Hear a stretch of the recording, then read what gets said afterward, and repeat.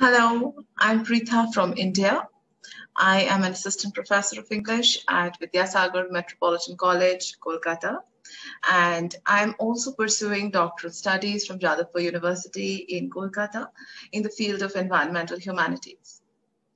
Now, today, what I'm looking at through this paper is essentially the possibilities which are offered by the representation of environmentalist action through the medium of images and text as they are used in children's picture books, and considering how these create important narratives of change and create a powerful sense of agency in the reader's mind.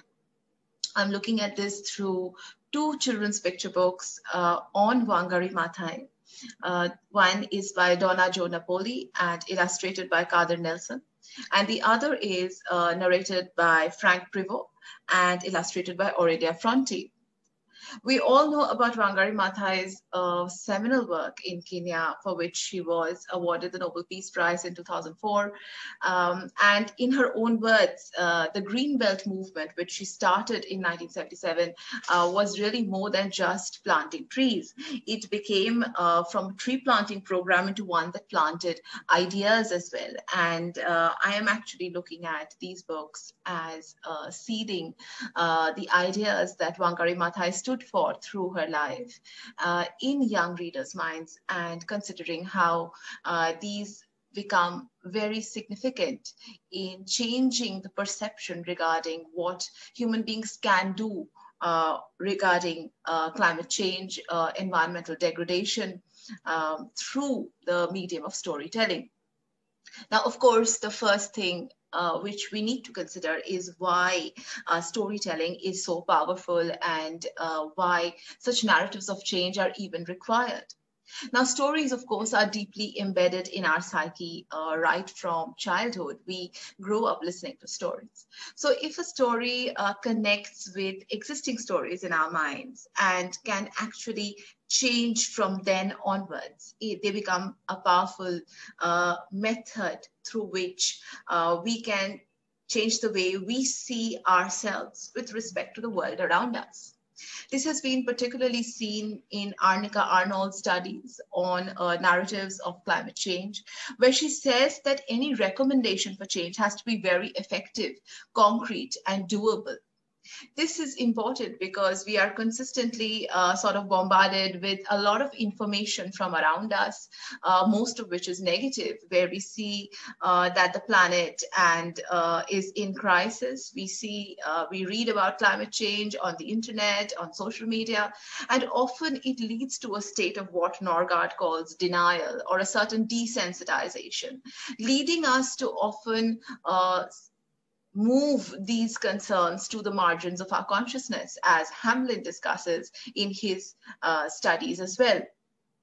Now, this kind of panic or paralysis of action, which is a result of looking at apocalyptic images on the screen, might create a certain shock or startle us for a little while.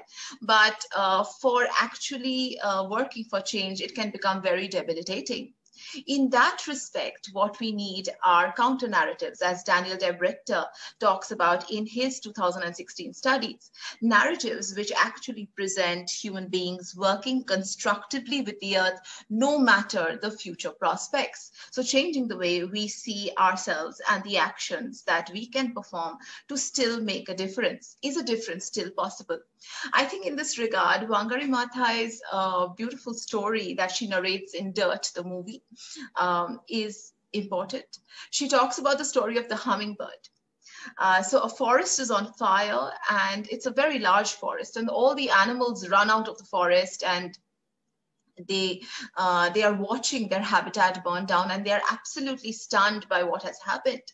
They don't know what to do. At this instance, you have a little hummingbird which decides that it is not going to stand by and watch its forest burn down. Now, what can the hummingbird do? It goes to a nearby river and picks up a little bit of water in its beak and goes to the forest and pours that drop of water, goes back to the river, goes back to the forest. It keeps moving in its frenzy to do something. Now, all the animals keep watching the hummingbird and are very curious, why is the hummingbird doing this? And they even start challenging the hummingbird. Why are you doing this? There's no point. You cannot put out the fire with these little drops of water. And the hummingbird answers and says that perhaps, however, I cannot just stand by. I can't just watch my house burn down. I must do the best that I can. And Maathai cites the story as something which has had such a great influence on her life's work, because she says that just like the hummingbird, she also could not stand by and watch her planet, her habitat burn down, being destroyed by people and their unawareness. So she must do the best that she can. And this remained her message throughout her life and in the movement that she started, which grew into a larger movement fighting for people's rights, for democracy, for the right to question, the right to have a better life, and the right to make better choices for the environment around her. We'll be looking at that in the course of this paper. We'll also be considering the artistic devices which are used by both these books. Like Kadir Nelson's illustrations use the method of the collage. So he uses pieces of fabric to create the pictures in the form of a collage. And I think this also has an additional message, a layer which is added to the text and the illustration being provided in the children's picture book by suggesting that just like a collage is made piece by piece, similarly, one tree at a time, the world can be changed, or at least immediate circumstances can be changed, because this was one of the mottos of the Green Belt movement, one person, one tree. The other book, the one which is illustrated by Aurelia Fronti, uses a different method, but I think an equally significant method, because here you have the form of children's paintings which are used for illustrating the images for depicting episodes from Wangari Maathai's life.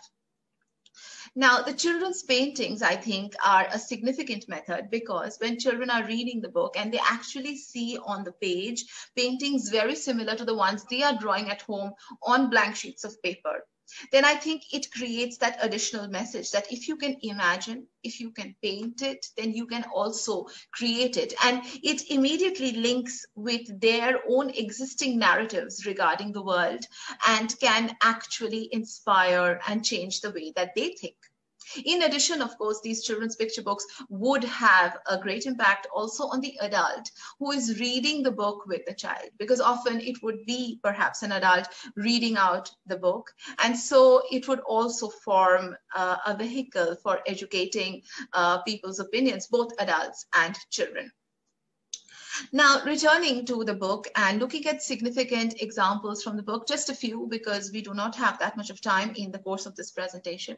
Let us look at how certain episodes are represented in these books and how I think that they contribute to a differential understanding regarding what human beings can do in given the present crisis that all of us are facing. When Wangari Maathai returns to Kenya from the States, she is at first very startled by this Kenya that she sees, which is so different from the Kenya of her childhood, because now women start approaching her, particularly when she's working with the NCWK. And they come to her with their problems, whether it is a lack of food or it's malnutrition, difficulty in accessing firewood, or there is scarcity of water, loss of topsoil, erratic rains, and of course there is widespread poverty. And she is stunned. What happened to the Kenya of her childhood, where she would be, watching tadpoles in the rivers, and there were so many trees, and there was that greenery that she remembered. So she was lost in thought for a while. She thought deep and hard. And this is seen in the narration that she provides in Unbowed, her memoir, which is also a very significant text in this analysis that I am providing through this presentation. In Unbowed, she decides to speak to the women in this rhetoric. She says, "It is your land, you own it, but you are not taking care of it. You're allowing soil erosion to take place, and you could do something about it. You could plant trees." Now, this is actually presented very beautifully in John Ado Napoli's book, because it shows these women approaching Wangari one by one, and Wangari actually redressing their problems in a very different way. She does not offer any kind of solace. Instead, she decides to give a message of strength and empowerment, because throughout her life, her work was about self-reliance, about building self-confidence in these women, encouraging them to speak up in their local languages and discuss the ideas which were most pertinent to their well-being and the well-being of the community and the environment they were living in. Let's look at this first slide, where we see how one woman approaches Wangari, and she actually talks about her lack of food and a lack of skills. And she's, of course, a picture of woe when she first approaches her. The children are peeking out from behind her skirt, and they look like they're absolutely helpless. They cannot do anything at all. At this moment, what Wangari does is she takes the woman's hands in her own hands. This is the next slide that you can see. The focus is on the hands of the women. And she also actually takes the children's hands in her own, and she gives them the seedlings of the Muiru Muiru tree and says, "These are strong hands. Plant as many as you can, eat the berries." Now, the focus on the hands, I think, immediately focuses on the spirit of self-reliance, which is encouraged by Wangari, which I just spoke about. And it also intensifies this message further by the next slide that you can see. Here, the woman is actually planting that tree. And if you notice carefully, all the three people on the page, the mother and her two children, are actually looking at the plant, which is located at the lower left-hand quadrant of the page, and they are their eyes are focused on this plant. Similarly, the reader who is actually reading this book, the child or the adult reading the book, their eyes and attention are also drawn to this little seedling, which is again created using fabric or strips of cloth in the collage technique. Therefore, the focus goes towards the plant, which becomes the figure of hope. Very soon, this is depicted as creating a sort of chain effect, because Wangari encourages every woman to share the seeds with their neighbors, so that it is not just about individual empowerment, but about community empowerment. And people can start solving their own problems, and they can stop blaming the government for everything. She tries to show that you can actually change the circumstances of your own life if you become a little more aware of both indigenous traditions as well as scientific knowledge, which she's able to hold together in her figure in a unique amalgamation. The next interaction that Wangari has, we see another woman coming and asking for firewood.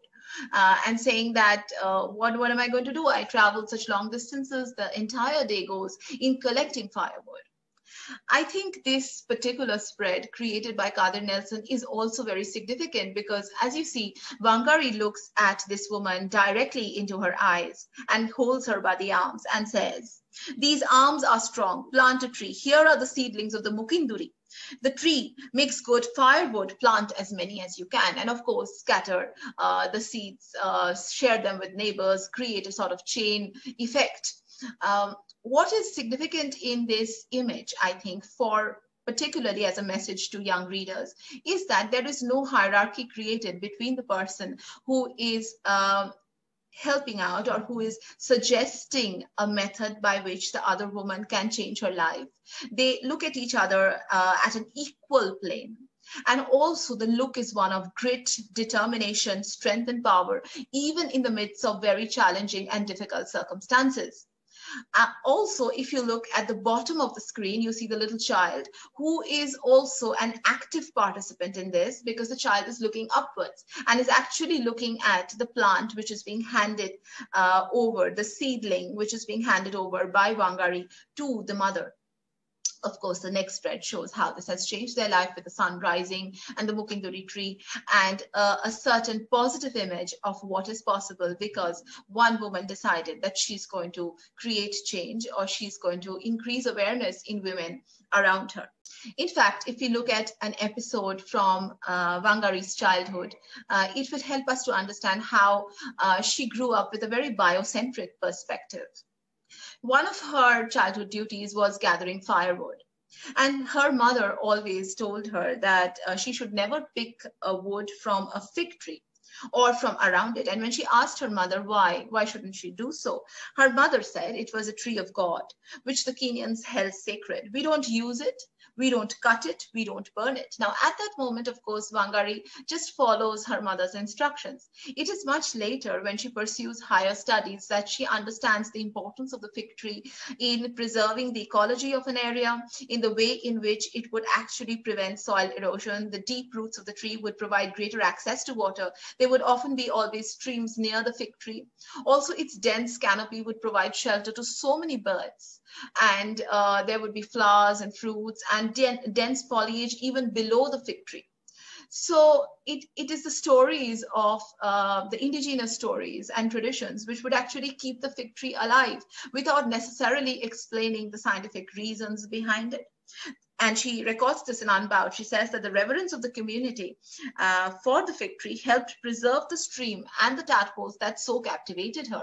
And it is the loss of these indigenous stories and traditions that she laments later on in the book, where she sees that the fig tree has been replaced by cash crops like growing tea, because somebody thought that it's of no use, it's taking up too much of place. And the sad part is that she recounts how the land over there becomes absolutely barren, rejecting any other kind of crop. And she also laments that her children will not enjoy looking at the tadpoles in the water and the rich flora and the fauna which she took for granted when she was a child. Now, Prevost's book presents this in a very beautiful manner. As you can see, the center of the text, the center of the book, you have the big fig tree, which is by its presence providing shelter to the community. You can also see Wangari planting her little garden under the fig tree. And it is a condensed text which is provided beside the fig tree, which I think is significant. Her mother teaches her that a tree is worth more than its wood, an expression that Wangari never forgets. Thus, a biocentric perspective is implanted in Wangari's mind, which grows into a massive movement in later years, also impressing the importance of the children's book that attempts a similar transmission of ideas and perspectives that see nature more than a resource for human use. Now, while the book, of course, doesn't go into deep ecology theory and its belief in transforming consciousness at a fundamental level, I think that this book acts as a very important visual reminder of the ecological self that Arne Naess talks about in 1989, and the idea of embeddedness that he describes as a point of maturity or sensitivity reached by humans, where they experience a high level of positive identification with life forces and a resulting deep-seated need to protect them and enjoy their presence.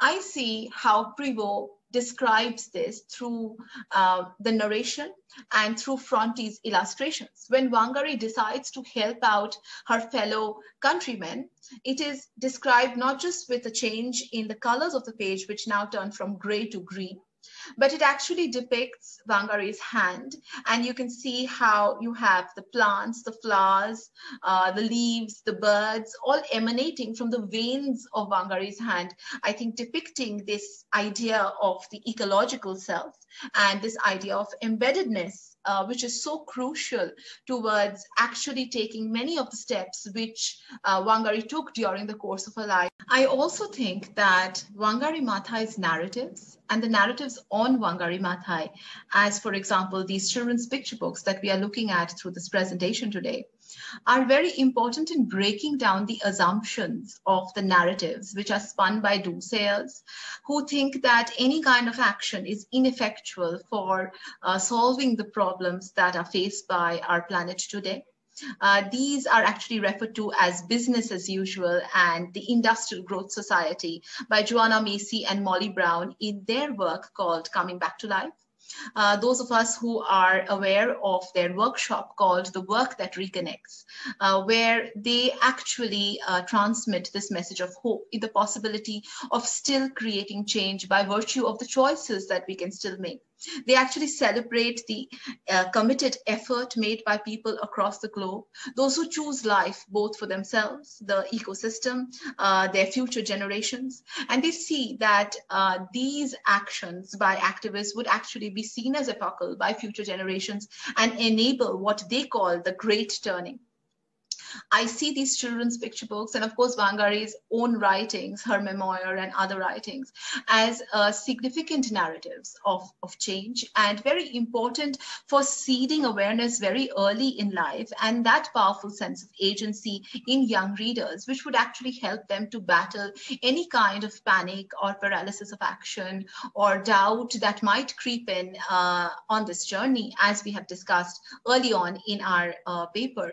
I also see them as actually depicting the idea of the ecological self, which might otherwise appear very abstract, but is seen as a lived reality in Maathai's life.